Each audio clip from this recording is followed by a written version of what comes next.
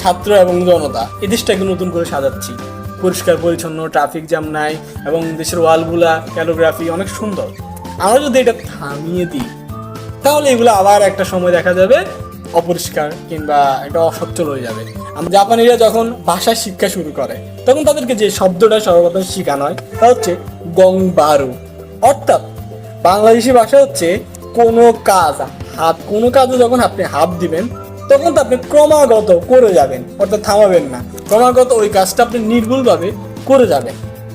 বা চাই আমি অন্তত সকলের কাছে অনুরোধ করব আমরা যেন আমাদের এই প্রচেষ্টা ক্রমাগতভাবে করতে থাকি। আমার দায়িত্ব, এই দেশটা আমার, এই শহরটা আমার, এই আঙ্গিনাটা আমার। আমার এই শহরটাকে, আঙ্গিনাটাকে আমি পরিষ্কার পরিচ্ছন্ন রাখি এবং নিজে ময়লা করা থেকে বিরত থাকি। এবং আমাদের এই দেশটাই হিন্দু, মুসলমান, বৌদ্ধ, খ্রিস্টান সকলের। এই দেশটা কোনো বৈষম্য, এই দেশে আমি চাই না কোনো বৈষম্যবাদিতা থাকুক।